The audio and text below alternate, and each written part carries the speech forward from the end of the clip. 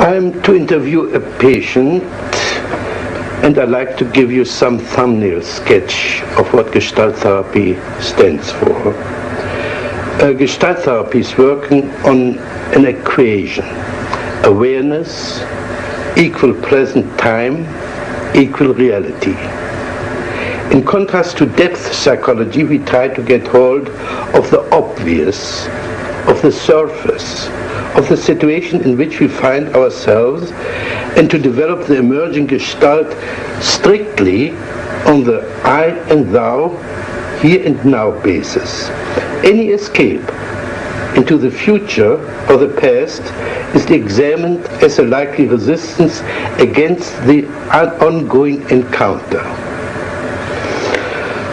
Modern man has alienated, given up so much of his potential that his ability to cope with his existence becomes badly impoverished. My aim is this: the patient should recover his lost potential. He should integrate the conflicting polarities, understand the difference between game playing, especially the playing of verbal games, on the one hand, and of genuine, authentic, confident behavior on the other. The civil war of inner conflicts weakens the efficiency and comfort of the patient, but every bit of integration will strengthen it. Now, in the safe emergency of the therapeutic situation, I repeat, in the safe emergency of the therapeutic situation, the patient begins to take risks and to transform his energies from manipulating the environment for support into developing greater self-support, that is, reliance on his own resources. This process is called maturation. Once the patient has learned to stand on his own feet, emotionally, intellectually, and economically, his need for therapy will collapse. He will wake up from the nightmare of his existence. The basic technique is this: not to explain things to the patient, but to provide the patient with opportunities to understand and to discover himself. For this purpose, I manipulate and frustrate the patient in such a way that he's confronting himself. In this process, he identifies with his lost potential, for instance, through assimilating his projections by acting out the alien parts of himself.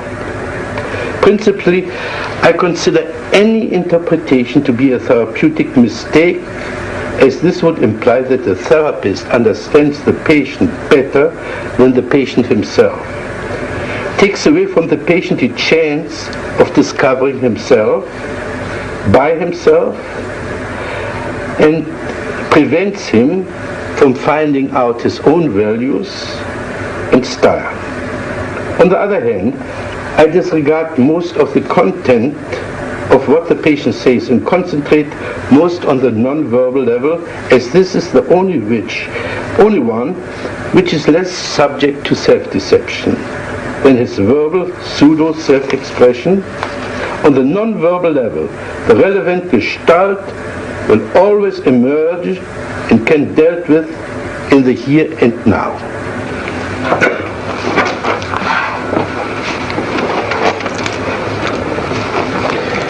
We are going to have an interview for half an hour.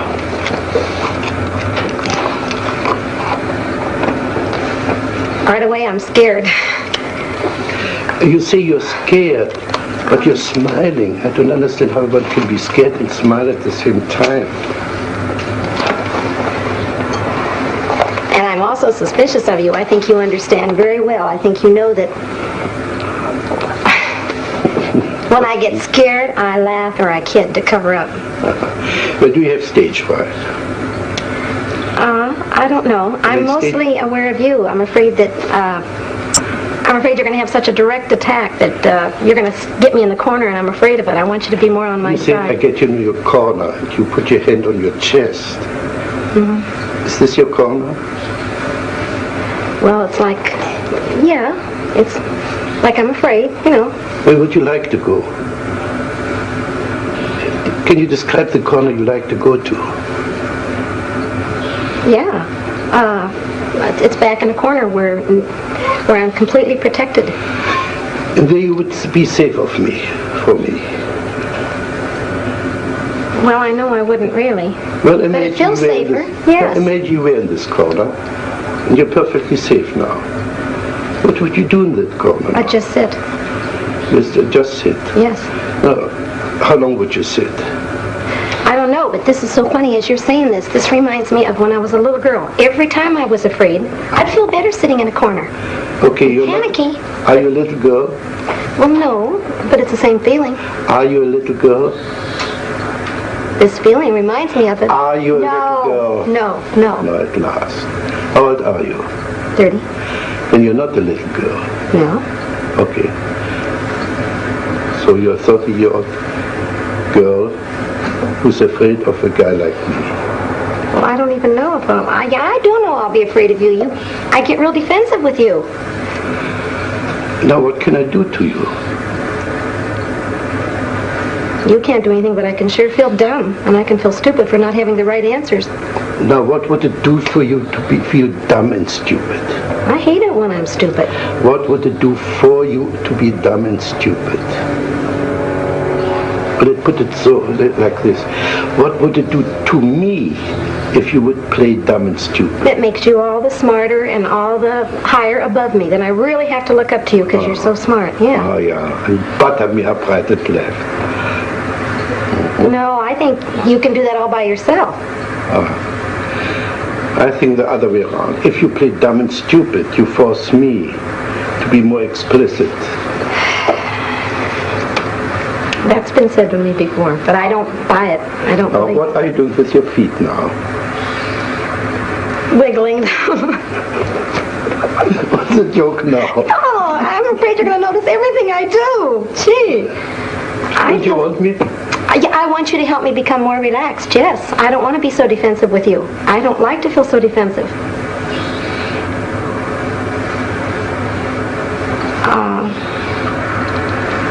You're acting like you're treating me as if I'm stronger than I am, and I want you to protect me more and be nicer to me.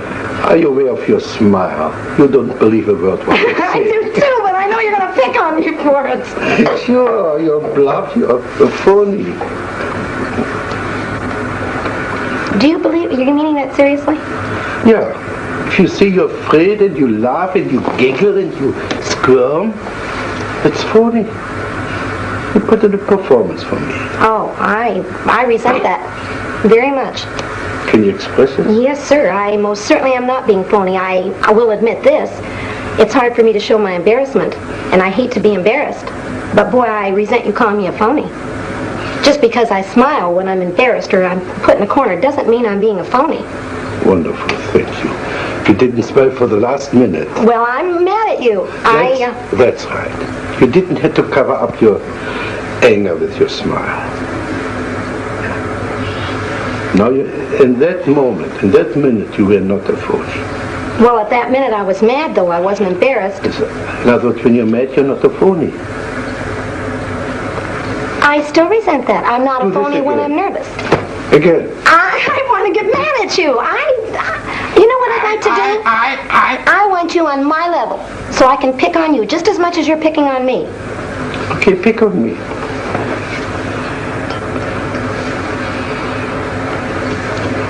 I have to wait till you say something that I can pick on, but...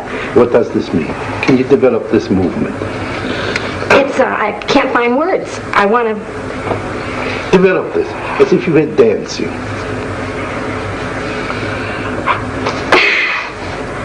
I want to start all over again with you.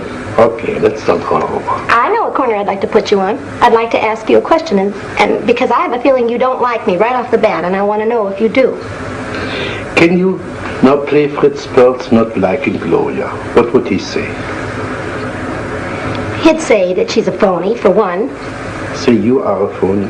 You're a phony, and you're a flip little girl, and you're a show-off. And what would Gloria answer to that? I'd answer. I'd say, I think you are too. Now say, tell this to me. Tell me what a phony I am. Well, I'm... Say, Fritz, you're a phony. Well, phony's not quite the right word, but it's more like a show-off. A show. Like you know all the answers. Yeah. And I want you to be more human, and that doesn't seem very human to me. To know all the answers is not very human. Yeah, to right away find out how I'm kicking my feet, and why am I doing like this? Why are you doing like that? Oh dear, I've got eyes, I can see you're kicking your feet. I don't need a scientific computer to see that you're kicking your feet. What's big about that? You don't need to be wise to see that you're kicking your feet. I know, but it seems like you're trying to find some reason for it. I don't. It's your imagination. Okay, I know what I'd like from you. Can I tell you what I'd like from you? Yeah. I'd like you to be aware that I'm kicking my feet, and to be aware that I'm giggling when I'm really nervous, and accept it instead of putting me on the defense of having to explain it. I don't want to have to explain why I'm doing these things. Did I ask you to explain it? You said, why am I? Or what am I doing? No. Well, what am I doing, you said. That's right, kicking your feet. I didn't ask you to explain it. It's your imagination. That's not this Fritz, it's the Fritz of your imagination. It's a big difference.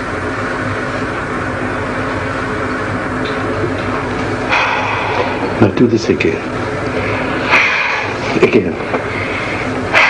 How do you feel now? I don't know. Playing stupid. I'm not playing stupid. I don't know I the don't right know. answer. This is playing stupid.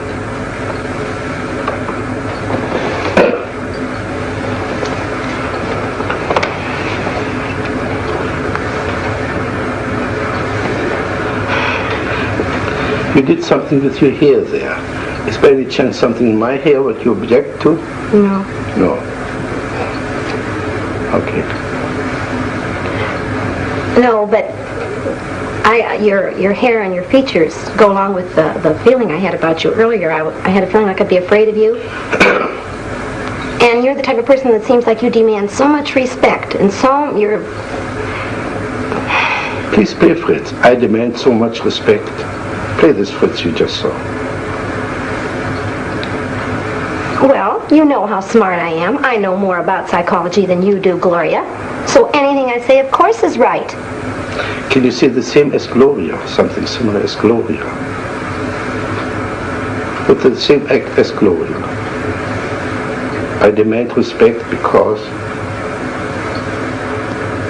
I don't know. You don't No, I don't. I identify it with my father, but not me. I don't feel I demand respect. You don't demand respect. No. Sure not. As a matter of fact, I'd like more. I'd like you to respect me more. Now you see, so you demand respect. All right, yes. Yes, as a matter of fact, if I could demand respect from you, I would. But do it. Who's preventing you except yourself?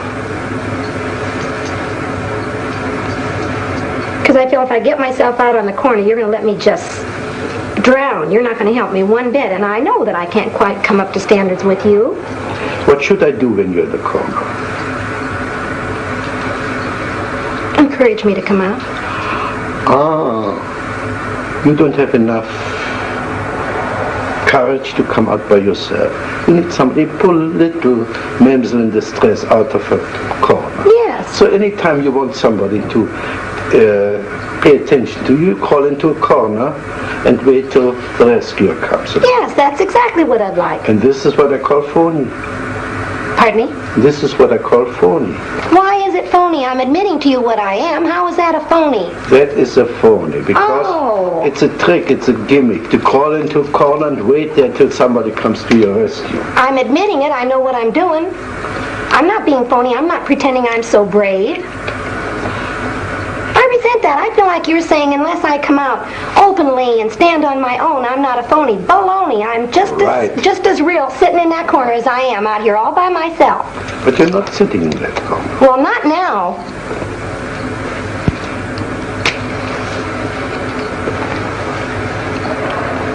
And besides that, it's like passing judgment when you call me phony. I just hate that anyway. Now we're getting somewhere. I call anybody phony who puts on an act. And if you like somebody and you want to meet this person, to go to this person, tell him, I would like to meet you, I would call not phony. But if you coyishly go into that corner, waiting to be rescued, this I call phony. This I call phony. And I still think you're judgmental. You know what I have a feeling? You've never felt this way in your life. You feel so secure that you don't have to feel. Anybody that does something like this, you're going to pass judgment on their being a phony. Well, I resent it. Good. Now play Fritz passing judgment. You are. You're sitting up there in your Play big old Fritz. chair. I am Fritz. I pass judgment. Pass judgment on me now. I don't feel close to you at all, Dr. Perls. I feel that's phony. I feel like you're playing one big game. Right. Sure, we're playing games, but in spite of the games, I think I've touched you now and then. I think I hurt you when I called you a phony. Well, of course you did. And I think I hit a bullseye. That's why you feel hurt. I don't know. All I know is when I feel the way I feel with you right now, it's like you don't have feeling. Fine. Now, exaggerate this. What you just did. That's it.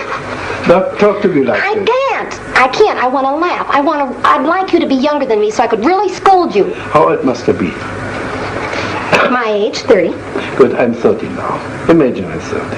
And now you're scolding. Okay, don't be so cocksure yourself. Don't think you're so doggone smart. Don't act so proud because you've never been in the corner. I think you can be just as big a phony, parading around like you're so damn smart and you know all the answers as much as me sitting in my corner. Oh, and I like the feeling of you being younger. Yeah. I'd like to embarrass you. Yeah. Embarrass me. Well, Tell me what you wouldn't get embarrassed. You seem unaffected. Tell me, embarrass me. Tell me how old, how ugly I am. Well, you don't look old and ugly, you look distinguished. And that's all the more on your side. If you look so distinguished, then see. That's more on your side, too.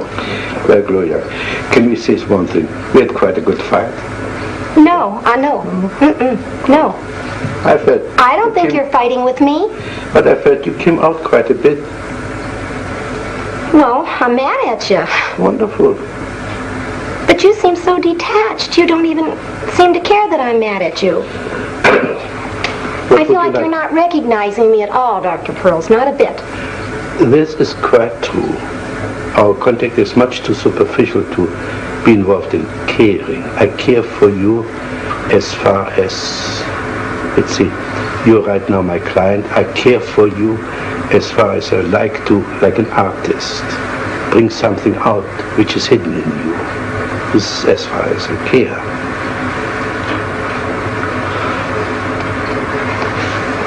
Well, I'd like to feel that there's it's frustrating. If I were to leave you right now and not see you again, it would frustrate me to feel like there hadn't been more contact. I feel completely out of contact with you. Like I'm talking to the baby that doesn't understand me, or something like that. I don't feel like we're a bit in contact, and that frustrates me. That bothers me more than being angry with you. I'd rather we were angry and fought than to have no contact. Yeah, this reminds me of when my husband and I used to fight.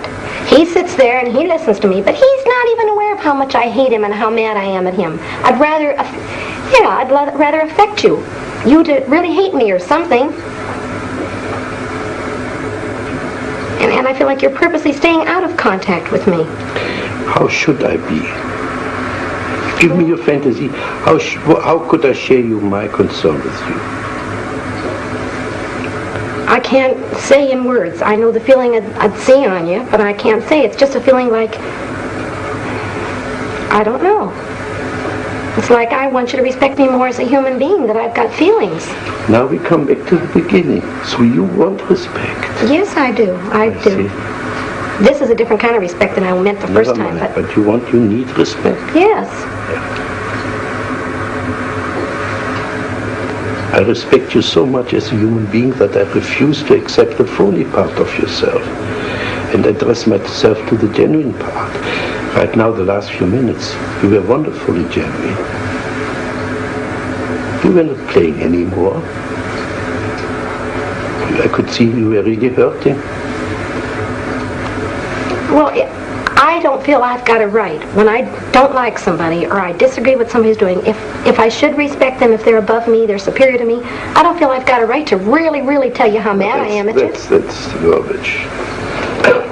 You're not jacketing. You're getting back into your safe corner. Well, that's the way it feels. That's what the safe corner feels like to me. That's right. Now go back to your safe corner.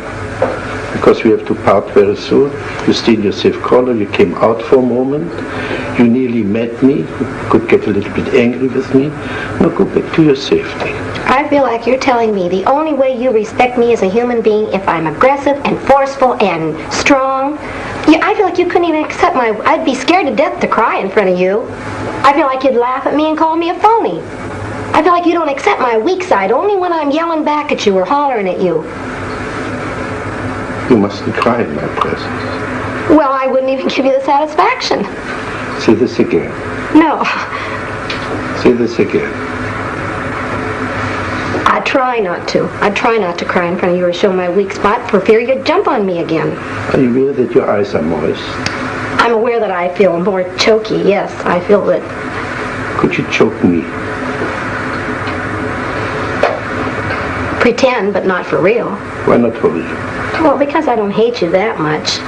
Well, you want to choke my tears back. You want me to choke you so you wouldn't cry?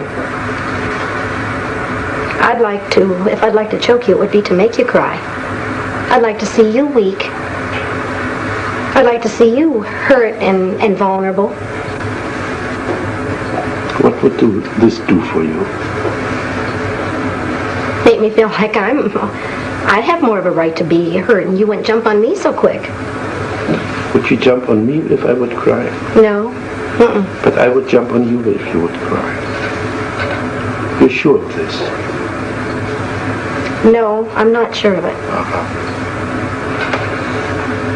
What would you like me to do if you were to cry?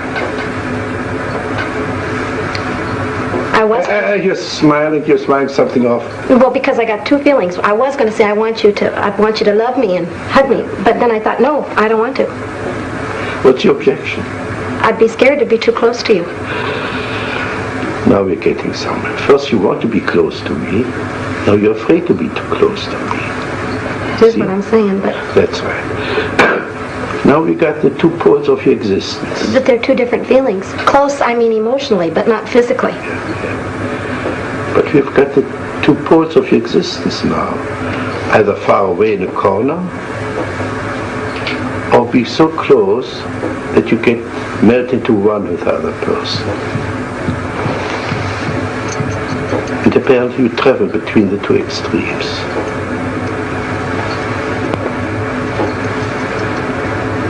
I do.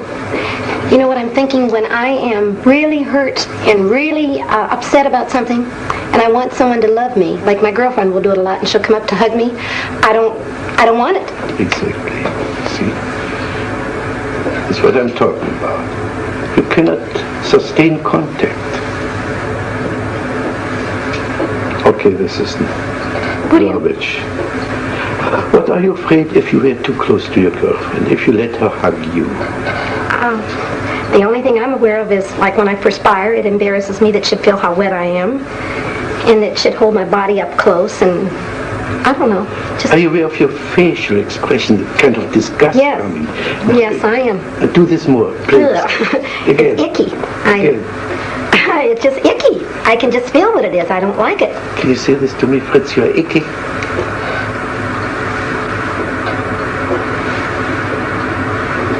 No. No? What's your difficulty? Because I feel like if you really believe me, that would hurt your feelings. Oh, you mustn't hurt my feelings.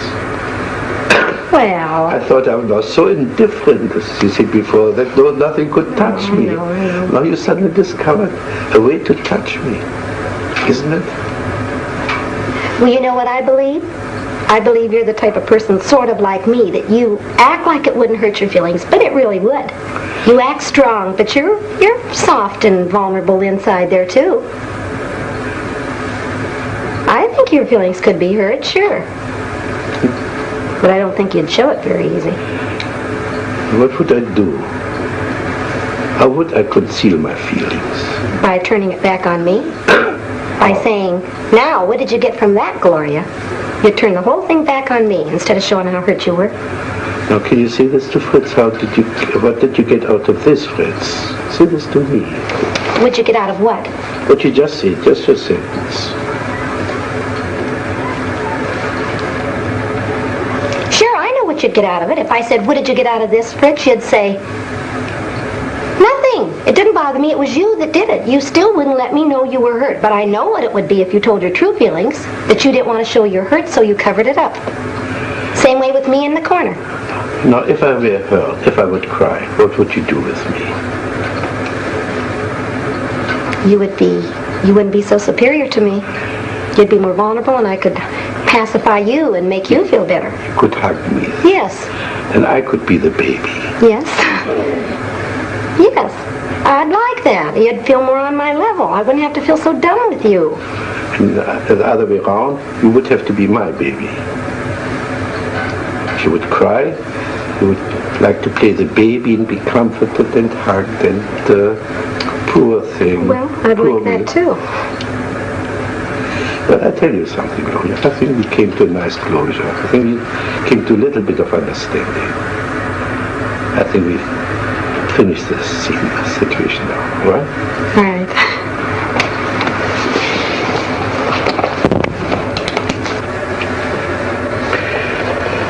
The demonstration was, in my opinion, quite successful and consistent with my theoretical outlook. The avoidance of the genuine encounter manifested itself in three ways. The patient was first taking control by putting on a smiling, sophisticated, phony mask of oscillating between a pretense of being frightened and yet at the same time having me figured out, thus being or believing to be fully in control of the situation. Secondly, she was withdrawing by fantasizing of hiding in a corner. Thirdly, she was blocking the real encounter of melting through crying, which then would have been the real emotional meaning of this meeting. The patient was capable of identifying herself with several fantasies she had projected onto me. This was especially evident with regard to her initial denial for a need to be respected. The need for environmental support started to come out besides her need to get respected. It was verbalized in her wish to be cared for, rescued from the corner, and so on. I broke off the session when the first tears began to appear. She began to play the role of the lonely child and apparently wanted to be hugged and comforted. But here too the assimilation of her projection began to work, and she began to experience holding me like a baby. Apart from assisting her and assimilating her in some projections, the main therapeutic factor was to show her the inconsistency of her verbal and non-verbal behavior. For instance, saying that she was frightened and smiling at the same time. A frightened person does not smile. Where I failed was in the direction of her embarrassment. This embarrassment was protected by her brazenness and anger. To get to her existential embarrassment, we would have to work through and eliminate the phoniness, that is the ease with which we can superficially assume any role that is required for a specific situation. This pseudo-adaptation is her way of coping with life. This is about what I got out of this session.